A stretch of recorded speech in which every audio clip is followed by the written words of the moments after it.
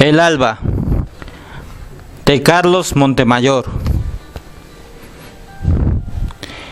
¿Es lo único que puede decir Ramiro? ¿Qué nos espera en su casa a la 1 de la mañana? En 10 minutos, seguramente les dijo: vayan a despertar a ese pendejo de Víctor y tráiganmelo para matar a su amigo. ¿No es así? Eustaquio no intentó responder. Podía negarse a acompañarlos, pero debía interesarle más intervenir, detener el encuentro. ¿Y cree que será fácil localizar a Samuel Gámez? Hace 4 años creyeron lo mismo. Los demás hombres se habían quedado afuera de la casa de Víctor Velázquez.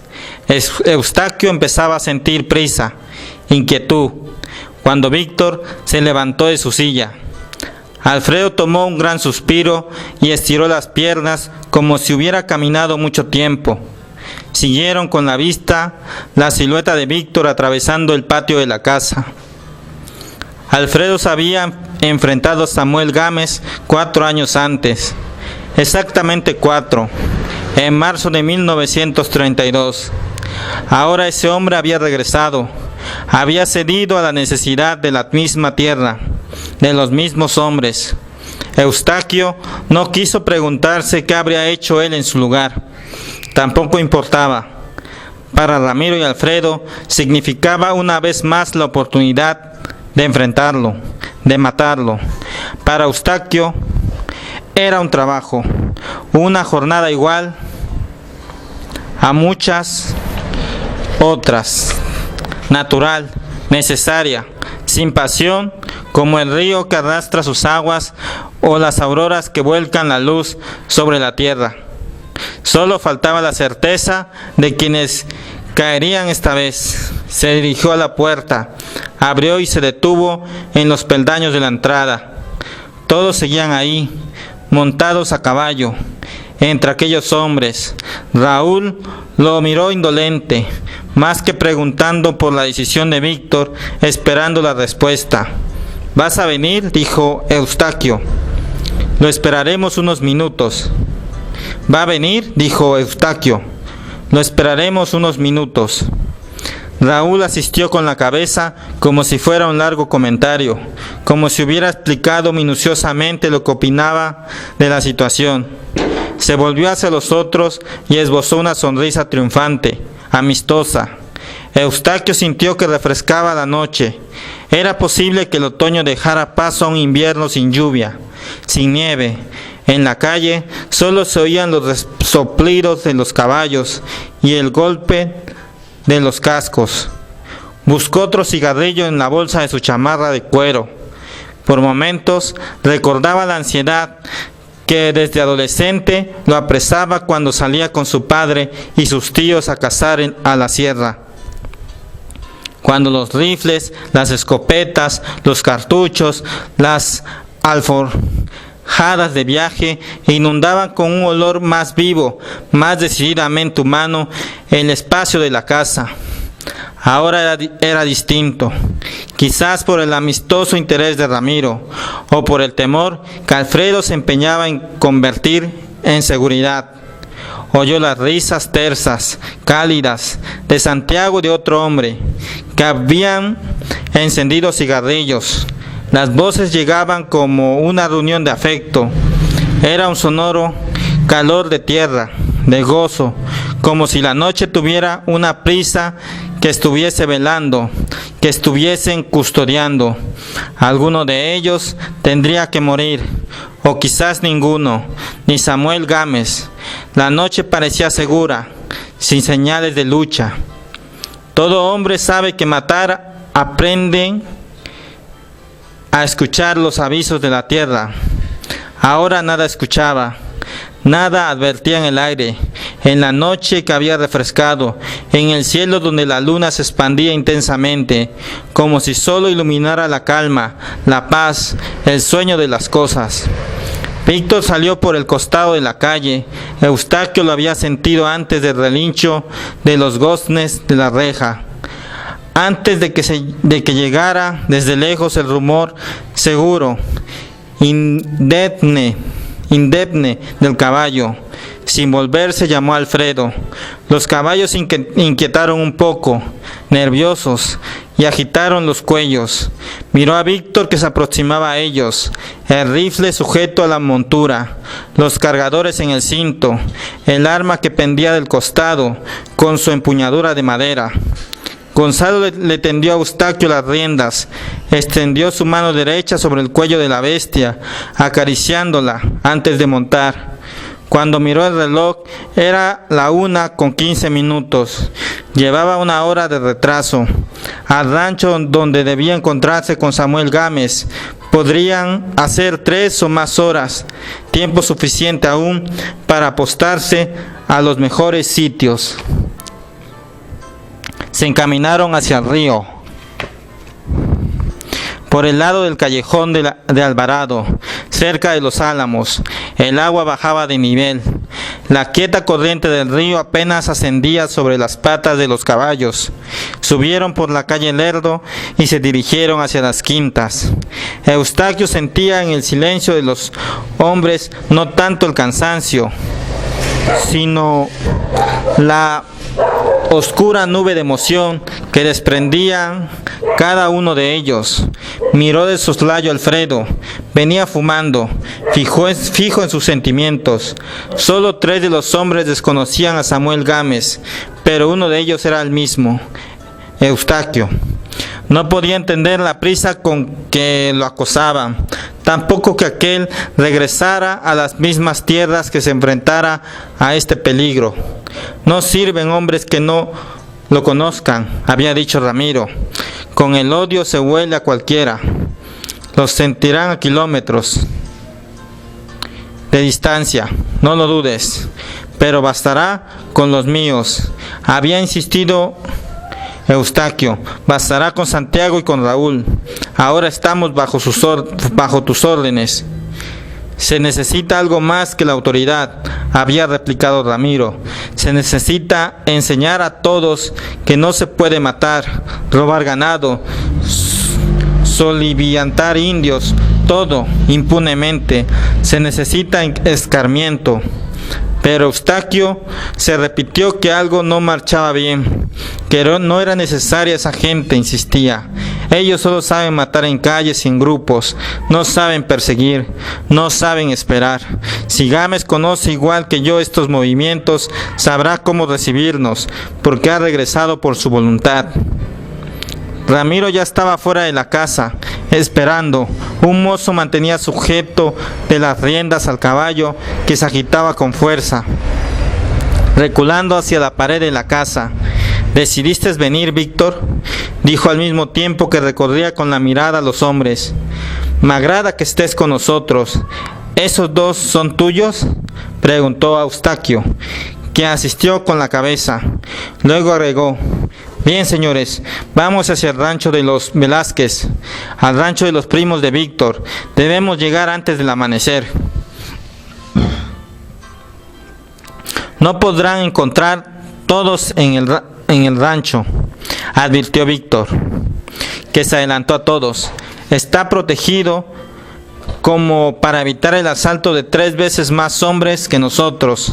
Es la propiedad de mi familia y no campo abierto. Vamos por Samuel, pero entraré yo a convencerlo de que venga con nosotros, en caso de que esté ahí.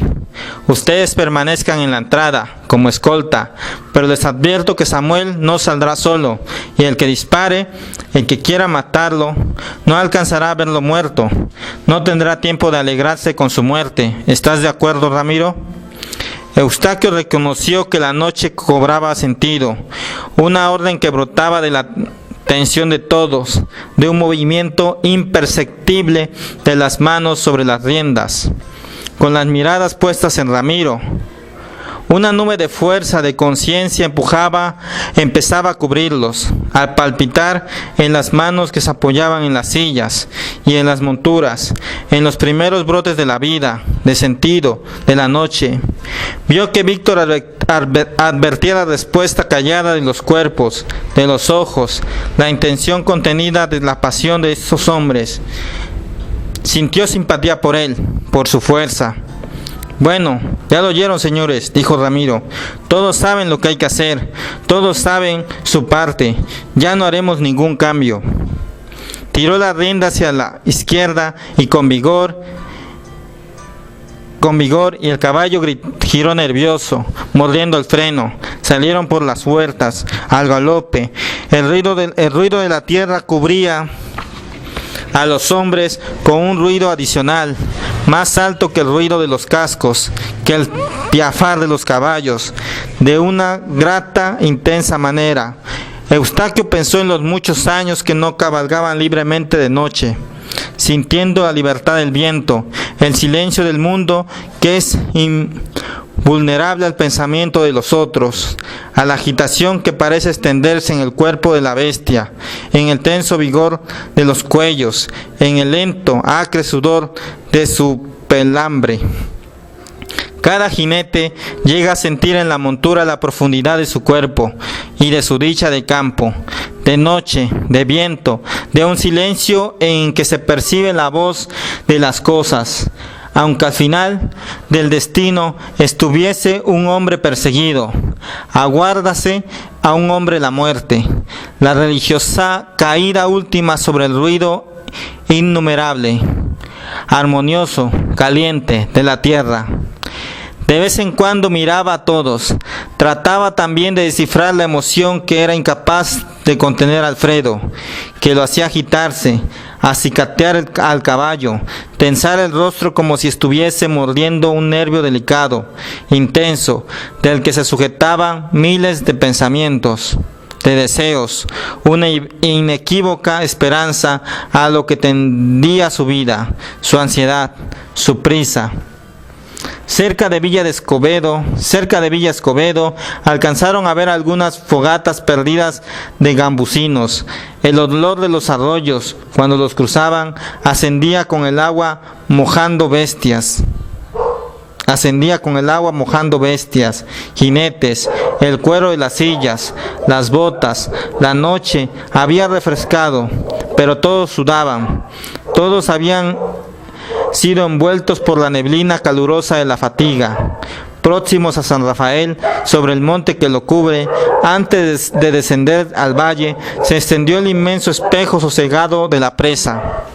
Junto a la amplia extensión de cerros y montes, bajo la luminosidad de la luna que empezaba a declinar sobre el firmamento, la presa extendía su color de agua, brillante, esparcido como un cuerpo cansado, como unas inmensas alas de aves quietas, inmutables entre las llanuras, en las faldas del monte, inundando de olor, de humedad, de una vida más intensa, a los jinetes, al polvo que se les había adherido.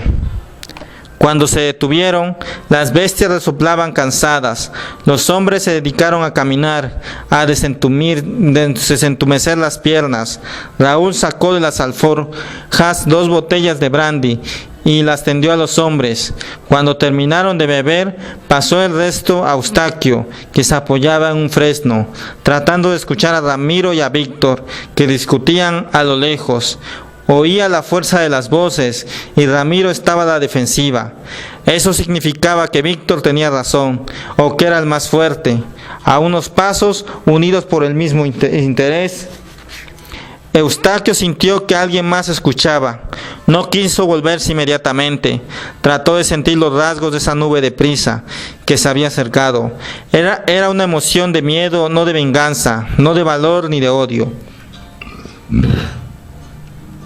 Entonces sucedió cuando ese cuerpo dio un paso con fuerza.